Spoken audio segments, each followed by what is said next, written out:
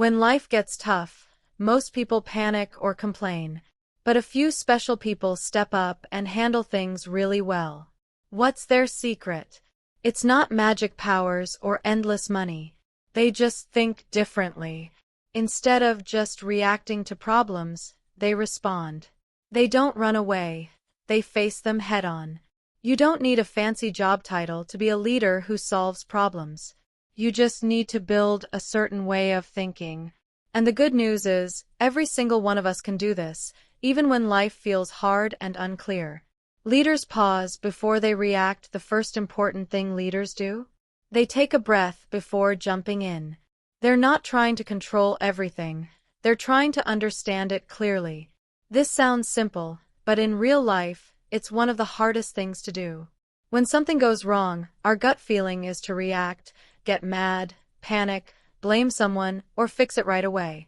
But a true leader stops. They don't let the problem pull them into a mess. They take a deep breath and ask, what is really happening here? This moment of stopping isn't being weak, it's being smart. In that pause, a leader doesn't try to control everything. They try to understand everything. They ask questions not to blame, but to learn. Where did this problem start? Are we doing the same things wrong again? What are we missing? These questions come from wanting to know, not from being scared. And wanting to know opens doors that trying to control cannot. Often, wanting to control things comes from fear. Fear of failing, fear of being judged, fear of not knowing what will happen. But a leader knows that control isn't the answer to fear. Clear understanding is. When you see the whole picture, when you understand all sides, you make better choices. And better choices lead to better results. Imagine a big problem at work. A deadline was missed, a customer is angry, and everyone is stressed. A boss might yell, watch everyone's every move, and demand reports. But a leader, they step in, stay calm, and just get the facts. They don't jump to conclusions.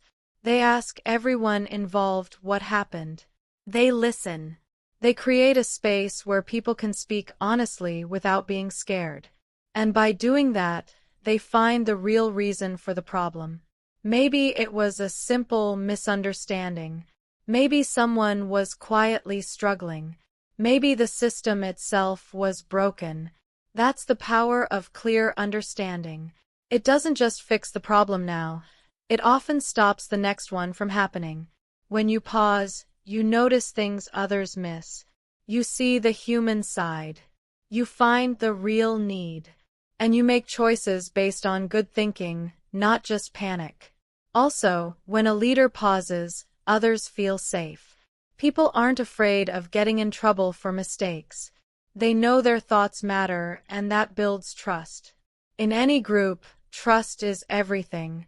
Without it, people hide problems until they get huge. With trust, they bring problems up early, when they're still small and easy to fix.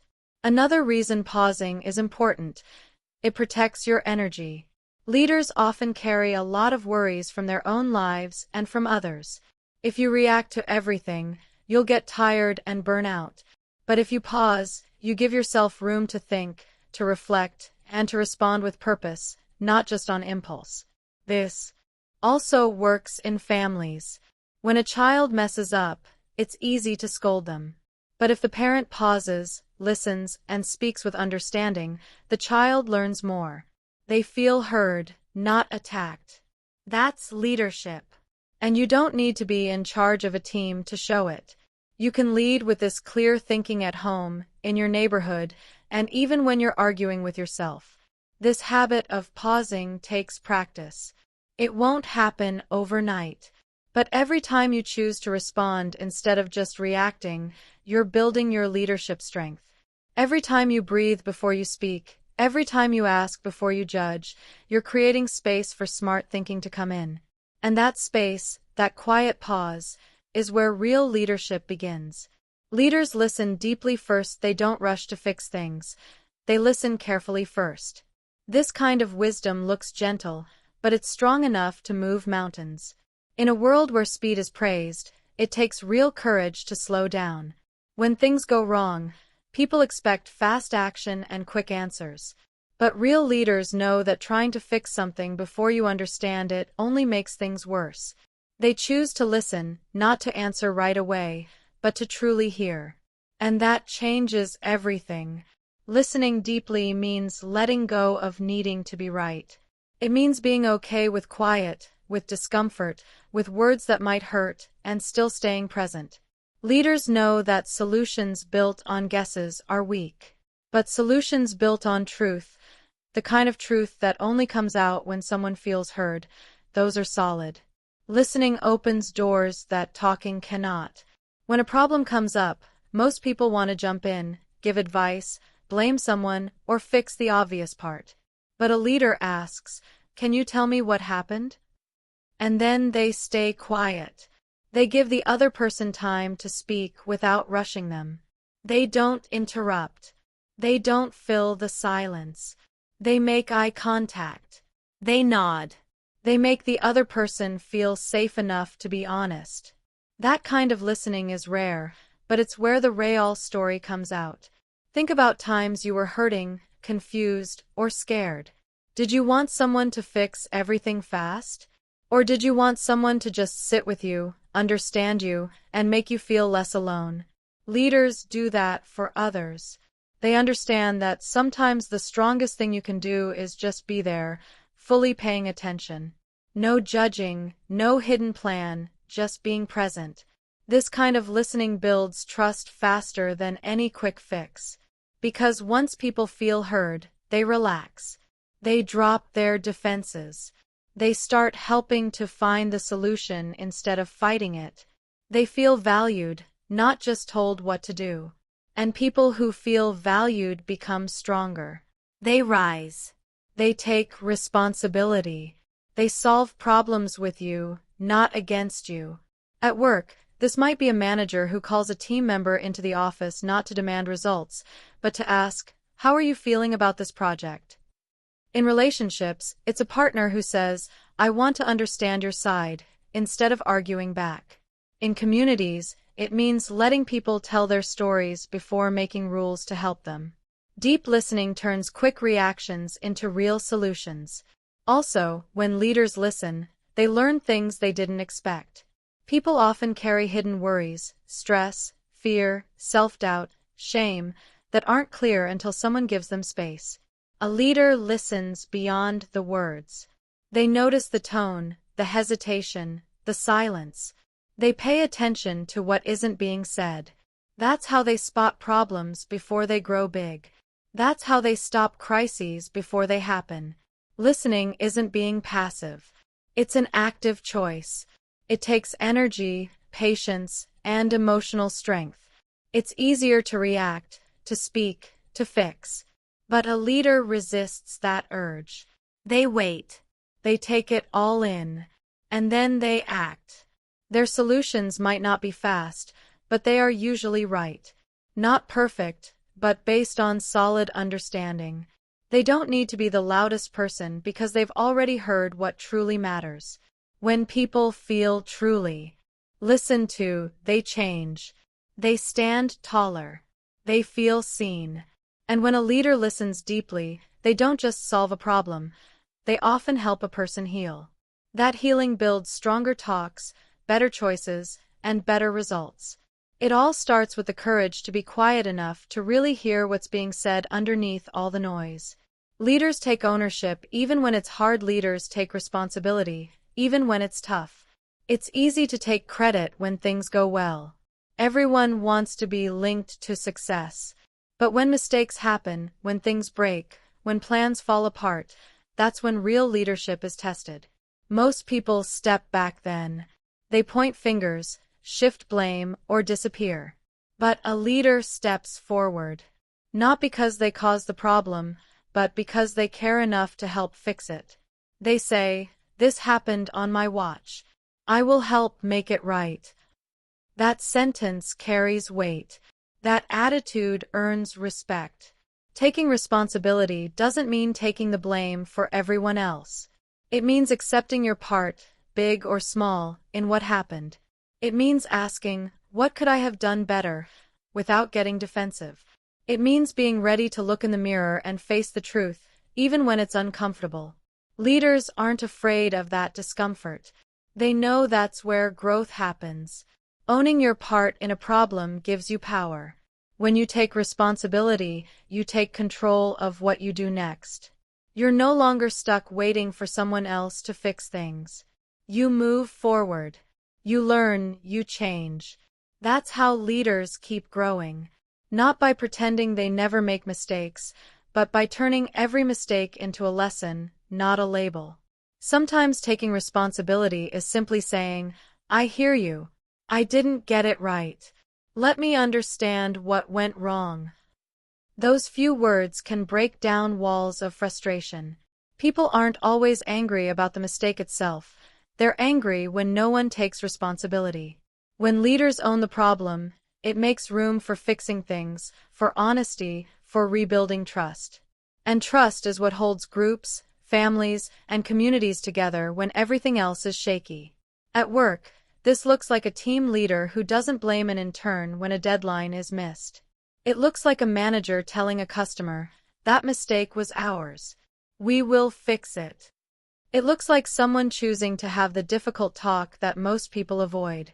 Leaders don't hide behind excuses. They stand in front of them. In life, it might mean saying sorry for words that hurt someone. It might mean admitting how your absence affected a friend or a child. It might mean saying, I was stressed, but that doesn't excuse how I acted. These moments are hard, but they build something stronger than pride. They build credibility. And people follow leaders they can trust. There's another side to responsibility. It's not just about mistakes. It's about getting things done. Leaders don't wait for others to start. They see a gap, a need, a broken system, and they step in, even when it's not their official job, even when no one asked them to. Responsibility is a mindset.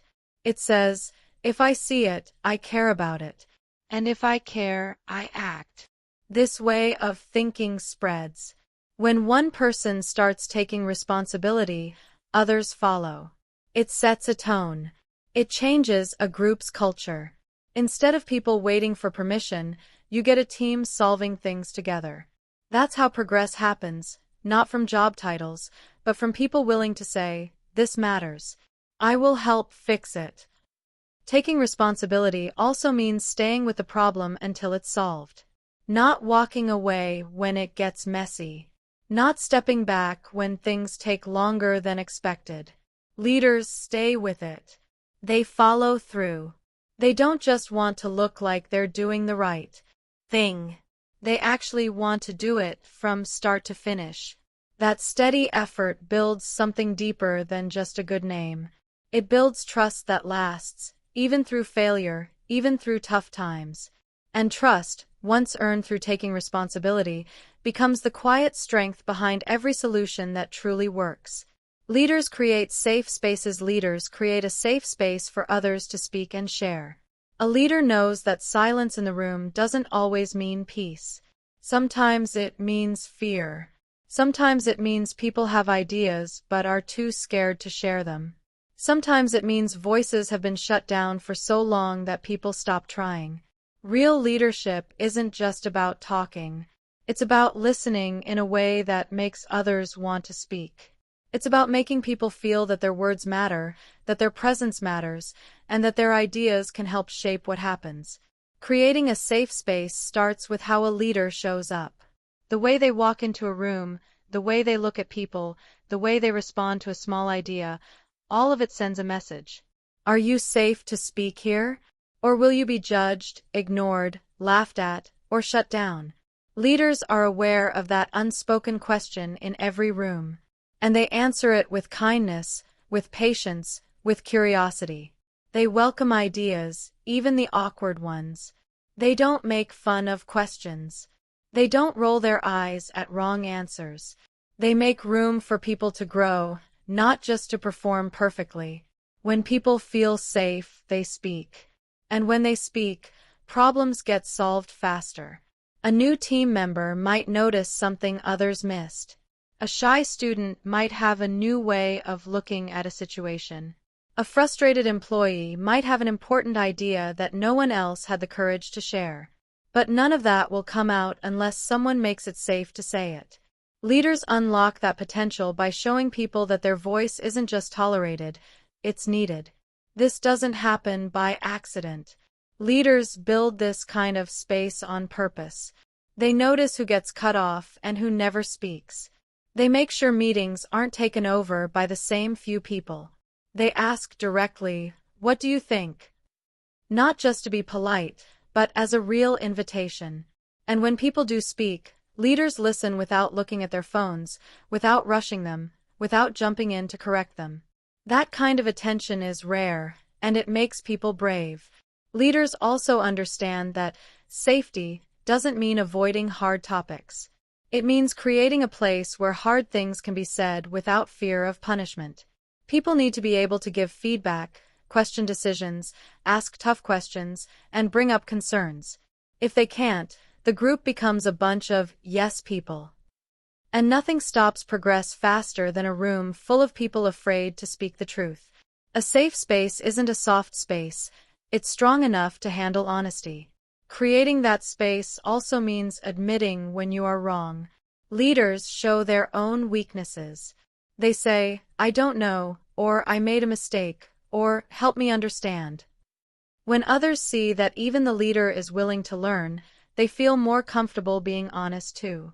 The culture changes from just putting on a show to being real, from being about ego to being about growth. Leaders don't mistake quiet for agreement. They know that silence can mean discomfort, not trust. So they create times to check in. They have one-on-one talks. They use anonymous ways to get feedback if needed. They go out of their way to reach those who have been sitting back, unsure about speaking up. They gently bring those voices in with care. In families, creating a safe space means letting a child express feelings without fear of getting yelled at. In friendships, it means listening when someone says they're struggling instead of brushing it off. In workplaces, it means choosing to hear the unpopular idea because it might be the one that saves the project. A leader makes every voice feel important, not just the loudest one. That kind of space changes everything. People feel empowered, they show up differently, they start thinking not just about getting through the day, but about making it better. And once people feel safe to speak, they start sharing ideas that no one else could have thought of alone. Leaders stay calm in chaos. Leaders stay calm when everything is crazy. They help control the situation instead of making it worse. When everything feels like it's falling apart, people look around for someone who isn't panicking, someone who isn't yelling, blaming, or losing control. They look for a steady hand, a calm presence, a voice that sounds like it still believes things can get better. That person becomes the anchor. That person becomes the leader. Staying calm when things are messy isn't about pretending everything is fine. It's about choosing your reaction carefully so others can relax. Chaos makes everything bigger. Small problems feel huge. Emotions run high. Fear spreads fast. In those moments, people might not remember everything you say, but they will remember how you made them feel. A leader who stays steady gives others permission to do the same. They show that panic isn't the only choice. They show that control starts from within. Calm leaders aren't born that way. They work at it. They build emotional strength like a muscle. They learn how to breathe when the room is tense. They learn how to stay quiet when others are shouting. They learn how to speak slowly when everything around them is rushing. It's a skill that takes time, awareness, and practice. But it pays off in every crisis. When a leader stays calm, they can see things more clearly. Emotions don't cloud their thinking. They don't jump to conclusions. They ask better questions. They make smarter choices. This kind of clear thinking can't happen when your mind is full of panic. Calm isn't being passive. It's active. It's the ability to pause and choose, not just react. That pause is what stops chaos from destroying everything. Staying calm also protects relationships. In stressful times, it's easy to snap, say things you don't mean, and break trust that took years to build. But a calm leader knows that every word matters in a crisis. They speak slowly. They stay respectful. They don't let pressure be an excuse to hurt others. That level of emotional maturity earns deep respect. It sets the mood for the whole group. There's something deeply human about needing to feel safe, not just physically, but emotionally. And in chaos, people feel unsafe. A leader's calm is like a lighthouse in a storm. It helps people find their way back to stability. It reminds them that even when everything feels unsure, they are not alone. That feeling of safety isn't a small thing. It's everything. Calm leaders are also better at calming down arguments. They don't add fuel to the fire. They don't fight anger with more anger. Instead, they soften the situation. They lower their voice. They understand people's feelings without agreeing with negativity. They choose words that open doors instead of closing them. And by doing so, they help others calm down too. Being calm doesn't mean you have all the answers. It means you are willing to hold the space until the answers appear. It means you are not afraid of silence. You are not controlled by fear. You are strong enough to stay steady when others are shaky. That's leadership. This kind of calmness is especially important in jobs where you make big choices, take care of others, or guide people. Parents, teachers, team leaders, doctors, they all face times when people look to them for guidance. If they bring panic into the room, it spreads like smoke. But if they bring calm, it clears the air. People feel it even if they can't explain it. Calm is contagious, just like panic. And a leader gets to choose which one they pass on. Leaders prioritize solutions over blame. Leaders focus on fixing problems, not on blaming people. When something breaks, plans fail, or things don't go as expected, the most common human reaction is to find out who is at fault. People look around and point fingers. They want someone to take the blame for the mistake.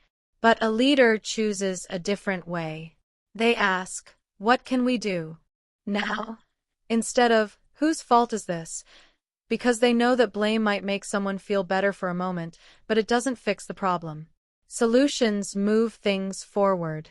Blame just keeps people stuck in the past. Blame is loud. It fills rooms with tension. It makes people defensive. It stops creativity. On the other hand, solutions create movement. They open up possibilities. They bring people together. When a leader comes into a situation and changes the focus from who to how, they change the whole energy of the room. People stop hiding. They start thinking. They stop protecting themselves and start sharing ideas. That shift is small but powerful. Leaders who focus on solutions don't ignore what went wrong. They don't pretend there was no mistake. But they see mistakes as information, not as a weapon. They use them to learn, not to punish. They ask questions like, "What can we learn from this? How can we make sure this doesn't happen again? What are the next steps to fix this?" That kind of thinking turns even the worst situations into chances to grow. Blame creates fear. When people know they will be blamed, they stop taking risks. They play it safe. They stay quiet when something feels wrong. But when people know their leader will focus on solutions, they become more honest. They report problems early. They suggest improvements. They take responsibility. That culture of safety leads to better results, more trust, and stronger teams. At work, this might look like a team that misses a deadline. Instead of having a meeting to scold everyone, the leader asks, "What roadblocks slowed us down? What help do you need next time? What can we fix in our system?" That approach gets results faster. It keeps spirits high. It builds loyalty. People remember how you treat them when they fail, and that memory affects how they perform when it matters. In families, Focusing on solutions looks like choosing to understand instead of accusing. When a child makes a mistake, the parent who says, "Let's figure out how to fix this together," teaches responsibility. But the parent who says, "I told you so," only teaches shame. Leaders understand that shame might control behavior for a short time, but it hurts confidence in the long run. Leaders also show this way of thinking publicly. When they make mistakes, they don't waste time defending themselves. They say, "Yes, that was wrong. Here's what I'm doing to fix it." That humility sets a standard. It shows others that mistakes are not the end of the road. They are a part of the journey. What matters is what you do next. Focusing on solutions also creates momentum. It keeps people moving even when they are discouraged. A team focused on blame keeps going over the same problem again and again. But a team focused on solutions moves forward. They try new things. They work together. They adapt. That energy of movement is what keeps progress going even in tough times. Blame looks at the past. Solutions build the future. Leaders know which one deserves more of their time. They teach others to ask better questions. Instead of, "Why did you do that?" they ask, "What can we do now?" That question opens the door to responsibility, growth, and possibilities. It invites everyone in and reminds people that they are part of the answer, not just part of the problem. That's the kind of thinking that builds strong teams, strong families, and strong communities. Because in the end, it's not about proving who is right. It's about doing what is right. And solutions will always be more powerful than blame. Leaders are emotionally smart. Leaders are smart with their feelings. They sense the mood of the room before they act. It's not always about what people say, but about what they feel. A leader doesn't just listen to words. They pay attention to body language, how people speak, silences, and tension. They notice who is quiet, who is restless, who looks checked out. They notice the general feeling in the room. Is the team tired? Is someone about to cry? Is there unspoken tension? Reading the room means sensing these hidden things before doing anything, before criticizing, before making big choices. Being smart with feelings isn't about being weak. It's about using your emotions wisely and being sensitive to others. It means knowing how your mood affects the people around you. It means being aware that your words can either lift people up or shut them down. A leader who is emotionally smart takes responsibility for the emotional temperature they bring into a space. They know that walking in with frustration or impatience can create pressure that makes people freeze. But walking in with empathy and calm can change even the most anxious room into a place where people can think clearly again. People don't always remember what you said, but they remember how you made them feel. And in leadership, how people feel around you decides how much they will trust you, how open they will be, and how far they will go with you. Emotional smartness helps you build that connection. It helps you show people that you see them. Not just their work, but their feelings, too. Reading the room also means knowing when to speak and when to wait. Sometimes a leader has many things to say, but the room isn't ready to hear it. Maybe people are overwhelmed. Maybe there's sadness in the air. Maybe morale is low. An emotionally smart leader senses that, puts their list aside, and deals with the emotional truth first. They ask, "How are you all doing?" And not just to be polite, but because they actually want to know. That moment of true emotional presence can bring back trust faster than any motivational speech. It's also about controlling your own feelings. Leaders are human, and they feel stress, disappointment, and anger like anyone else. But emotional smartness helps them respond, not just react. It helps them pause before they get angry. It helps them understand why something upset them. It helps them deal with their feelings privately before talking about them publicly. That emotional control earns respect. It shows others that emotions aren't bad. They just need to be managed wisely. In teams, emotional smartness prevents misunderstandings. A leader who reads the room will notice if a team member is unusually quiet after a meeting. They will ask privately, "Are you okay?" instead of ignoring it. They will see when a joke goes wrong, when someone feels left out, or when there is unspoken conflict.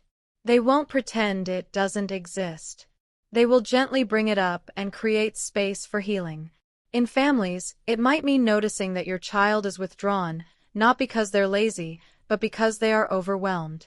In friendships, it might mean sensing that someone is hurting even if they say they are fine. Emotional smartness helps you see beneath the surface. And leadership at its core is about people, not just tasks or goals, but people. People with feelings, fears, hopes, and hidden stories. Leaders who sense the mood of the room before they act avoid unnecessary harm. They choose the right time wisely. They speak in a way that can be heard, not just delivered. They change their message to fit the mood. They understand that the same truth, spoken without emotional awareness, can either build someone up or break them. And they choose to build. That choice is what makes them leaders worth following. Not because they always know the answer, but because they know the person in front of them matters more than any plan. Leaders believe in progress, not perfection. Leaders believe in making things better, not in being perfect.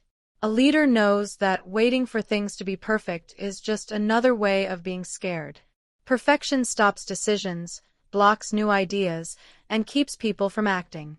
It creates pressure to do everything without any mistakes, which often means nothing gets done at all.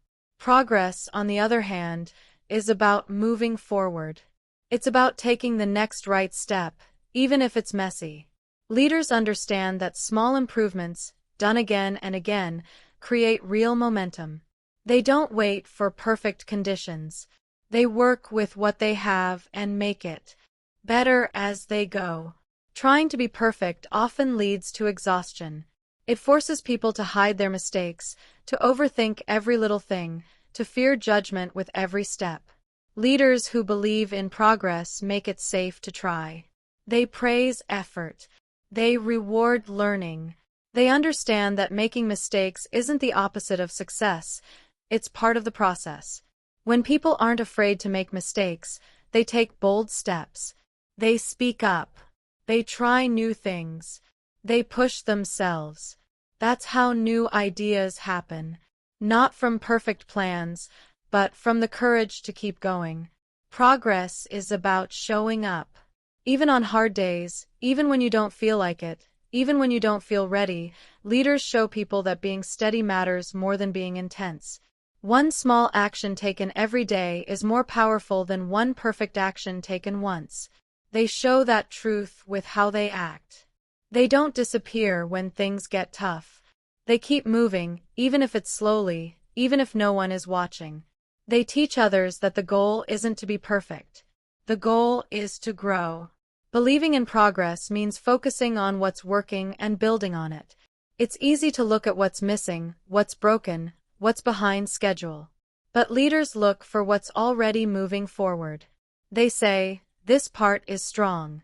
Let's use it." They look for small wins and build from there.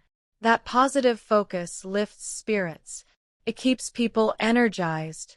It reminds teams that they are not starting from zero. They are already on their way. Perfection often makes people feel alone. It makes people compete. It creates impossible standards. But progress connects. It invites teamwork. It says, you don't need to be perfect to be here. You just need to be growing. That way of thinking builds teams that trust each other. People are more open about their struggles. They ask for help sooner. They share ideas more freely. They stop hiding behind perfect images and start building real, honest progress together. In leadership, needing perfection can be dangerous. It can slow down decisions. It can create unrealistic hopes that lead to disappointment. It can make leaders stay quiet until they have the perfect words, missing the chance to speak truth at the right moment. Leaders who choose progress speak even when they feel unsure. They act even when the plan isn't complete. They fix their path as they go. That kind of flexibility keeps people moving forward instead of getting stuck. In families, this mindset creates warmth. Children learn that they don't have to get everything right to be loved. In schools, it creates confidence. Students feel free to ask questions and explore. In workplaces, it creates new ideas. Teams try new things without fear of being punished for not being perfect. In every situation, believing in progress gives people permission to be human. Perfection tells you that if you're not the best, you're not good enough. Progress tells you that every step forward counts. Leaders who believe in progress make it clear that growing is more important than looking good, that trying is better than pretending, that moving forward is better than being stuck in fear. They don't ask for perfect people. They ask for honest effort, steady improvement, and the willingness to keep going, even when the road ahead is tough.